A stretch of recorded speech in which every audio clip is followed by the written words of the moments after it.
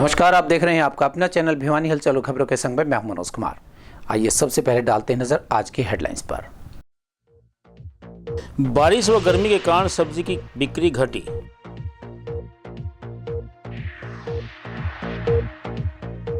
सरकारी अस्पताल की ओपीडी में आए मरीजों को जूनोटिक बीमारियों के प्रति किया जागरूक। अब घर के बाहर ही मिलेगा समस्याओं का समाधान, लगाए जाएंगे समाधान कैंप। सीएमओ की अगुवाई में स्वास्थ्य विभाग की टीम ने घर घर जाकर मच्छरों के लार्वा के बारे में किया जागरूक। भिवानी रेलवे प्लेटफॉर्म पर मिला अज्ञात युवक का शव। और अब खबरें विस्तार से। पहले तो गर्मी की और अब बारिश की मार के कारण जहां एक तरफ सब्जियों के दामों में भारी उछाल आया है, वहीं फल व सब्जी की बिक्री में भारी गिरावट भी आई है। सब्जी विक्रेताओं का कहना है कि बारिश व गर्मी ने जहां आम जन को प्रभावित किया है, वहीं फल व सब्जियों की बिक्री भी काफ़ी घट गई है। बारिश के कारण सब्जी वाले मंडी में अपनी सब्जी नहीं लगा पा रहे हैं और अगले दिन वह सब्जी खराब हो जाती है।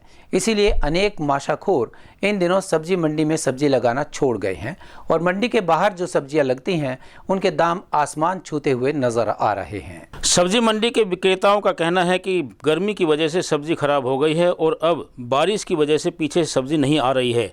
इस वजह से सब्जी के दामों की बढ़ोतरी हो गई है। जो सब्जी 25 रुपये किलो बिकती थी वह सब्जी अब 35 रुपये किलो बिक रही है, जिसकी वजह से ग्राहक नहीं आ रहे हैं। जो टमाटर 15 से 20 रुपये किलो बिकता था वह आज 70 रुपये किलो बिक रहा है। घिया का भाव 25 से 30 रुपये किलो था, वह आज मंडी के अंदर 50 रुपये किलो है। ऐसे ही प्याज का रेट 30 रुपये था, जो अब 50 रुपये किलो में बिक रहा है। उनका कहना था कि जो ग्राहक पहले 2 किलो सब्जी लेने आता था वह अब केवल 1 किलो या आधा किलो ही सब्जी खरीद कर ले जाता है। रामपाल शर्मा। तो क्या बारिश के बाद में सब्जी में सारी अमाउंट साड़ा रहा है जी। ये जो सारी सब्जी थी वो कि मैं तो गर्मी में ख़त्म हो चुकी, कि मैं बारिश की वजह से ख़त्म हो चुकी। दीवारी है वो सारी सब्जी महंगी आ रही है। तो इसके पीछे बारिश की और कि मैं गर्मी की जी। आलू 25 रुपये किलो बिकता था, अब हो रहा है 33 रुपये किलो हो रहा है, 33-35। टमाटर हो रहा है 70 रुपये किलो। घिया 20-30 रुपये किलो थी, अब घिया हो रही है 50 रुपये किलो। भिंडी की भी 20-30 रुपये किलो थी, अब 50 रुपये किलो हो रही है। काफ़ी सब्जी महंगी होती है बारिश के कारण, और आगे भी शायद बारिश आती रही तो महंगी हो। टमाटर भी काफ़ी बढ़ चुका है। पहले 30 रुपये था, 30-40 रुपये, अभी 70 रुपये। प्याज पहले 30 रुपये थे, अब 45-50 ऐसे। अब बारिश के कारण एकदम मतलब पूरा माल तैयार होने में टाइम लगता है। बारिश बचा हुआ है, बारिश की वजह से खराब हो गया है। ये कारण है, जब तक मतलब मौसम साफ नहीं होगा और तब बारिश चलेगी तब तक दाम नीचे घटने वाले लग बढ़ोतरी तो आप मान के चलो 20% मोदी सरकार है। सब्जियाँ 12 बना रही है। कुछ के तो दुगने हो चुके हैं, कईयों के दुगने से भी ज़्यादा हो चुके हैं, और कुछ 2% 4% भी बढ़े हैं। मतलब सबका सेम रेट तो नहीं रहा है। जैसे टमाटर का दुगना दाम हो गया। पहले कितना था और अब कितना? पहले तो ये 5-6 दिन पहले टमाटर था 40। टमाटर क्या भाई साहब, टमाटर क्या आज 100 रुपये किलो रेट में टमाटर है 60 रुपये। वर्ल्ड जूनोसिस दिवस पर सामान्य अस्पताल में आए मरीजों को जूनोटिक बीमारियों के प्रति जागरूक किया गया। इस बारे में डॉक्टर राजेश जाखड़ ने बताया कि जूनोसिस दिवस जानवरों से इंसानों में फैलने वाली बीमारियों के प्रति जागरूकता फैलाने के लिए मनाया जाता है। उन्होंने कहा कि रेबीज से ग्रस्त कोई जानवर दूसरे किसी जानवर या जीव को काट लेता है तो वह बीमारी तुरंत दूसरे जीवों में फैल जाती है। उन्होंने बताया कि विशेषकर गांव में पशुपालकों को इन बीमारियों से बचने के लिए सावधानी बरतनी चाहिए। उन्होंने कहा कि ग्रामीण पशुपालक अपने पशुओं को वैक्सीन अवश्य लगवाते रहें। Senior veterinary surgeon doctor Rajesh Jakhar ने बताया कि जोनोसिस बीमारी पशुओं से मनुष्यों में फैलती है। जेनेटिक बीमारियां वैसे तो 200 से ऊपर होती हैं, लेकिन रेबीज बीमारी सबसे घातक होती है। रेबीज बीमारी से ग्रस्त पशु किसी दूसरे जीव को काट ले तो यह बीमारी फैल जाती है। उन्होंने बताया कि वैक्सीन लगवाया हुआ पशु सिर्फ खुद की रक्षा करता है, अगर वह किसी दूसरे जीव को काटता है तो यह बीमारी दूसरे जीव में चली जाती है। डॉक्टर राजेश ग्रेवाल ने बताया कि यह कार्यक्रम जेनेटिक बीमारियों से जागरूक करने के लिए किया गया है। आज वर्ल्ड जोनोसिस डे है, तो सिविल सर्जन महोदय द्वारा आदेश दिया गया था कि वर्ल्ड जोनोसिस डे के ऊपर एक गोष्ठी का आयोजन किया जाए, जिसके अंदर जितने भी हमारे यहाँ पे मरीज आए हुए थे, ग्रामीण क्षेत्र से भी थे, शहरी क्षेत्र से भी थे, उनको जोनोसिस के बारे में बताया जाए और उसके बारे में उनको जागरूक किया जाए। तो इसी कड़ी के अंदर हमारे senior veterinary surgeons doctor Rajesh Jakhar और डॉक्टर राजेश ग्रेवाल को आमंत्रित किया गया था, जिन्होंने बहुत ही विस्तृत जानकारी ये दी। जोनोसिस बेसिकली अपना पशुओं से आदमियों में होने वाली बीमारी है। तो विस्तृत में इन्होंने बताया कि भी जिस प्रकार से जो पशु हैं, जिस तरह रेबीज की बीमारी है, ब्रुसेलोसिस की बीमारी है, और इसी में सिटिकोसिस होती है। रैबिड एनिमल से स्वस्थ एनिमल के अंदर चला जाता है और ये कीटाणु केवल जो इन्फेक्टेड एनिमल है उसके वायरस के द्वारा स्वस्थ जीव में चला जाता है। और एक बार यदि ये वायरस किसी के शरीर में घुस गया तो वो हो सकता है लंबे समय तक भी उसका कैरियर रह सकता है, और यदि लाइफ में वो किसी स्वस्थ पशु को काट लेता है तो ये वायरस उसके शरीर में जाने के चांसेस रहते हैं। हम जो वैक्सीन करवाते हैं उसमें केवल जिस एनिमल का वैक्सीन होता है वो एनिमल सुरक्षित होता है। यदि उस एनिमल के द्वारा किसी दूसरे एनिमल को काट लिया जाता है तो दूसरे एनिमल की कोई सुरक्षा इसमें नहीं होती। उस दूसरे एनिमल में, चाहे वो इंसान हो, पशु हो, उसको दोबारा वैक्सीन करवाना बड़ा अनिवार्य है। यदि हम वैक्सीन में कोई भी लापरवाही बरत जाते हैं तो ये बीमारी जानलेवा है। इस बीमारी की केवल और केवल वैक्सीनेशन बचाव है, इलाज इसका कुछ नहीं है। एक बार यदि इस बीमारी के लक्षण आ गए तो इसका अंत जान लेके ही होगा। और ये बीमारी माता से संतान में भी जा सकती है, प्लेसेंटा के द्वारा, उसकी ओरनाल के द्वारा। इसलिए इस बीमारी की वैक्सीनेशन का कोई रिस्क ना उठाएं। इसके साथ दूसरी भी कई बीमारियां हैं, उनके वैक्सीनेशन भी हैं, लेकिन वो जानलेवा नहीं है, परेशानीदायक जरूर हैं, लेकिन उनका समाधान है।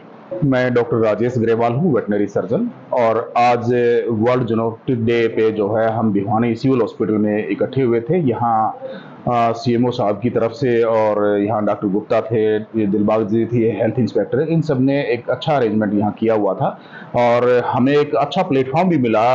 यहाँ अच्छी गैदरिंग थी, पेशेंट काफ़ी आए हुए थे, उनकी गैदरिंग अच्छी थी और हम ये प्रोग्राम करने का मकसद सिर्फ एक ही था कि भी पब्लिक को इसके बारे में, इन बीमारियों के बारे में जो पशुओं से और आदमी में हो जाती है, इनके बारे में अवेयर करने का मकसद था। और मुझे लगता है कि यहाँ इतनी तादाद होने की वजह से वो सफल होगा और आपके चैनल के माध्यम से भी हम पब्लिक को, लोगों को, दर्शकों को बताना चाहेंगे कि भी ये जो बीमारियां थी, ये जैसे वीडियो भी डाला जाएगा तो उनका अपना सावधानी बरतें। पशुओं को, चाहे वो जंगली है, चाहे वो घरेलू है, पालतू पशु है या बंदर है, ये जब भी इनको हैंडल करें तो अपना साबुन वगैरह से अच्छे से हाथ धोए। इसमें इसी सिंपल हाथ धोने से या मास्क लगा लेने से भी काफी हद तक बचाव रहता है। आम लोगों की समस्याओं को उनके घर आंगन में ही निपटाने के लिए राज्य सरकार द्वारा समाधान शिविर से आगे कदम बढ़ाते हुए 11 जुलाई से 15 जुलाई तक हरियाणा प्रदेश में विशेष अभियान चलाया जाएगा। इस अभियान के तहत गांव, ब्लॉक व म्युनिसिपल कमेटी स्तर पर शिविर लगाकर आम जन की परिवार पहचान पत्र, बुढ़ापा पेंशन, दिव्यांग पेंशन, अविवाहित पेंशन, प्रॉपर्टी आईडी सहित विभिन्न समस्याओं को निपटाया जाएगा।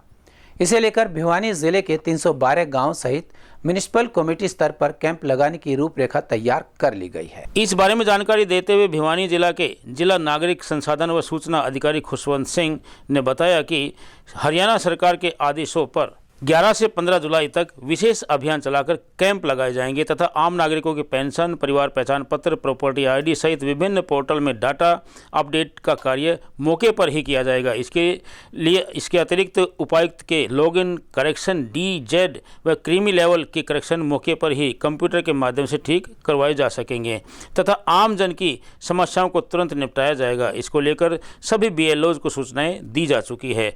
वहीं इस बारे में प्रभावित लोगों का कहना है कि लंबे समय से वे परिवार पहचान पत्र, पेंशन संबंधी समस्याओं के ऑनलाइन करेक्शन को लेकर परेशान थे। अब उन्हें उम्मीद है कि राज्य सरकार द्वारा चलाए गए इस विशेष अभियान के माध्यम से मौके पर ही निपटान हो सकेगा। 15 जुलाई तक हमारे समाधान शिविर का आयोजन किया जा रहा है।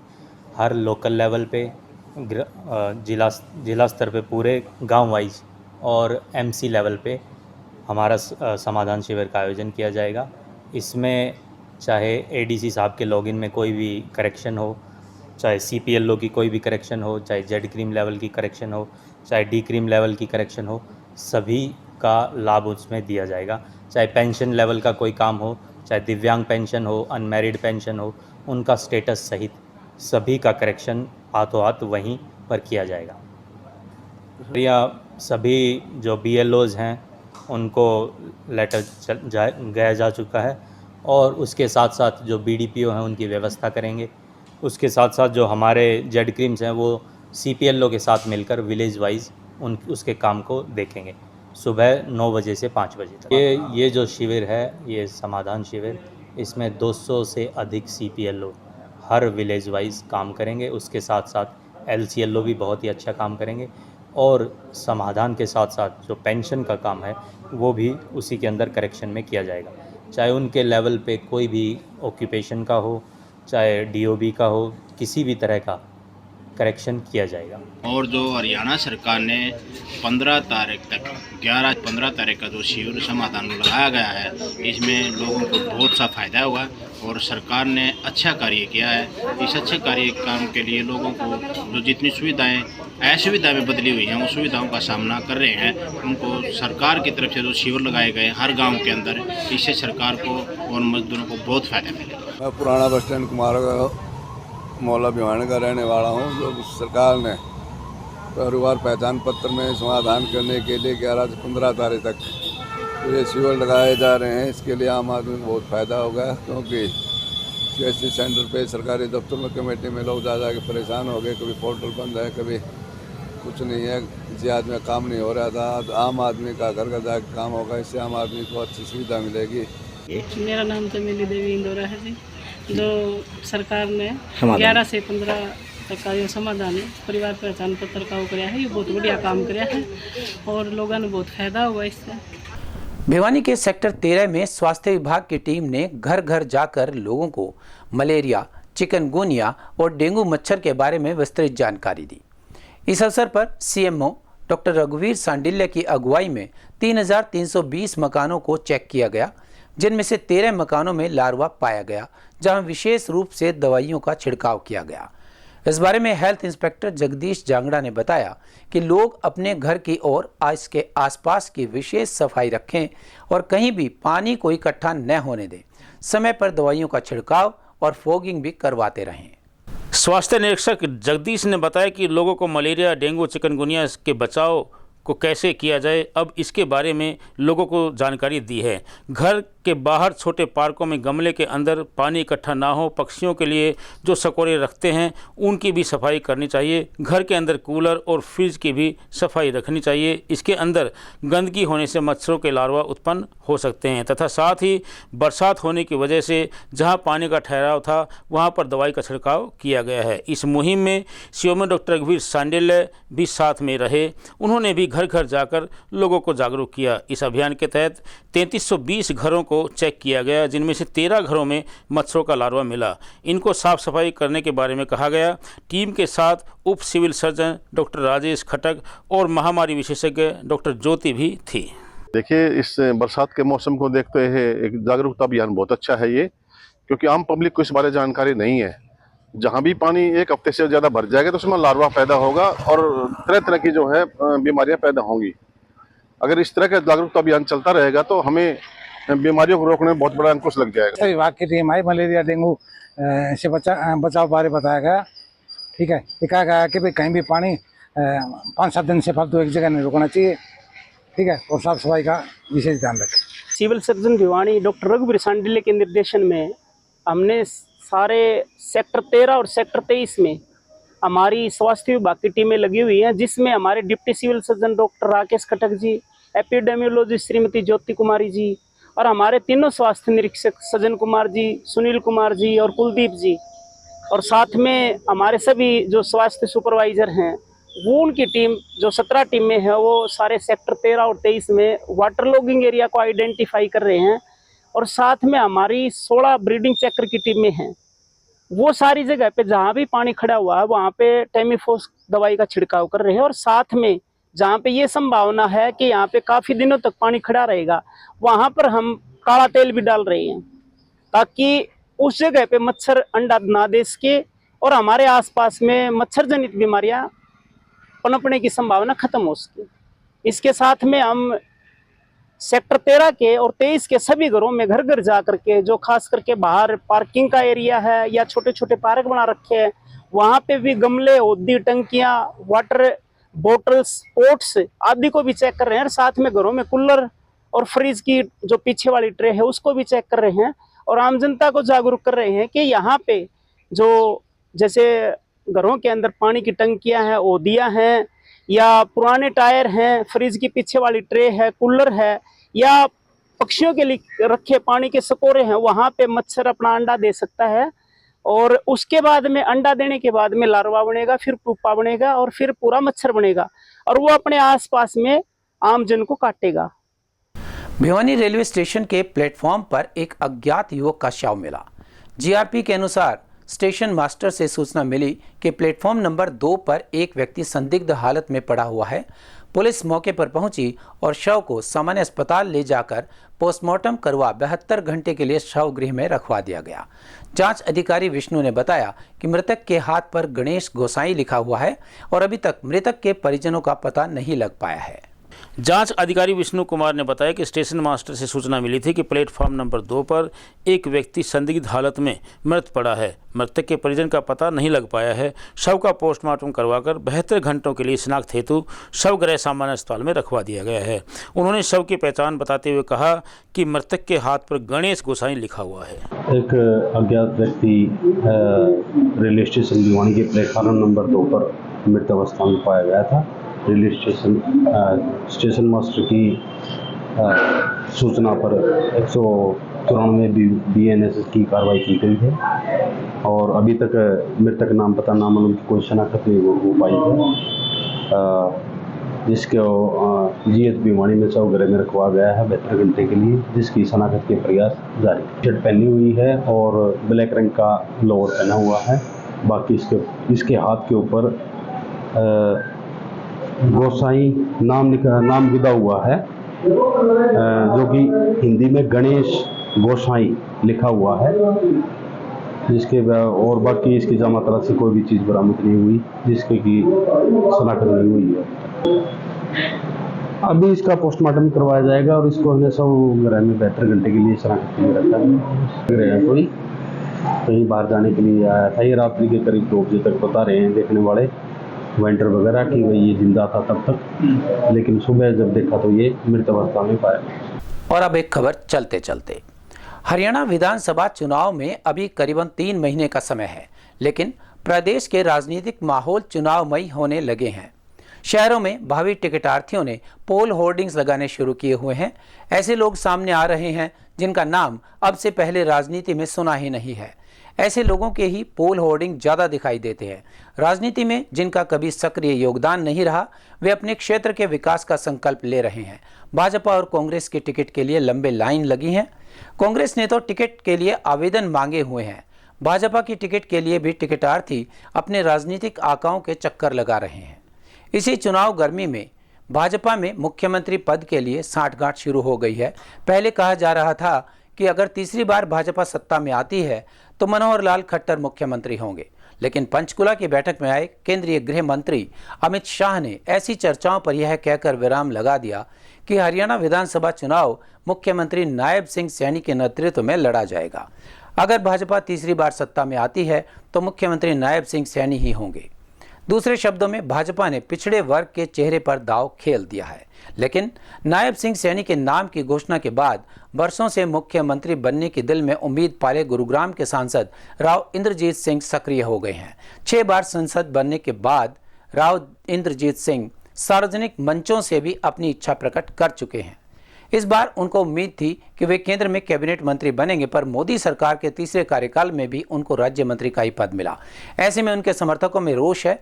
इतना ही नहीं, राव इंद्रजीत सिंह ने इस बार अपनी गोटियां बैठानी शुरू कर दी हैं। हिसार की यादव सभा ने राव साहब को मुख्यमंत्री बनाए जाने की मांग उठाई है। अब राव इंद्रजीत सिंह भी अपनी जाति वर्ग में सक्रिय हो गए हैं। आजकल वे हिसार दौरे पर चल रहे हैं। यह भी बताना होगा कि मुख्यमंत्री बनने की चाह में राव इंद्रजीत सिंह की कांग्रेस में रहते हुए भूपेंद्र सिंह हुड्डा से और अब भाजपा में आकर मनोहर लाल से कुंडली मेल नहीं खा पाई। अब सवाल उठता है कि अगर इस बार राव साहब भाजपा में रहते हुए मुख्यमंत्री नहीं बन पाए तो क्या वे भाजपा छोड़ सकते हैं? चर्चाकारों का कहना है कि राव इंद्रजीत सिंह अब की बार ऐसा कोई कदम नहीं उठाएंगे जिससे उनकी बेटी आरती राव की राजनीति प्रभावित हो। और अब जाने से पहले एक नजर आज की हेडलाइंस पर। बारिश व गर्मी के कारण सब्जी की बिक्री घटी।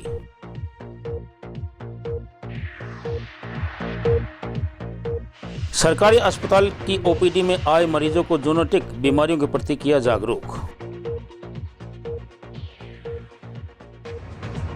अब घर के बाहर ही मिलेगा समस्याओं का समाधान, लगाए जाएंगे समाधान कैंप। सीएमओ की अगुवाई में स्वास्थ्य विभाग की टीम ने घर घर जाकर मच्छरों के लार्वा के बारे में किया जागरूक। भिवानी रेलवे प्लेटफॉर्म पर मिला अज्ञात युवक का शव। हमारे आज के अंक में बस इतना ही। अगले अंक के लिए देखते रहिएगा आपका अपना चैनल भिवानी हलचल।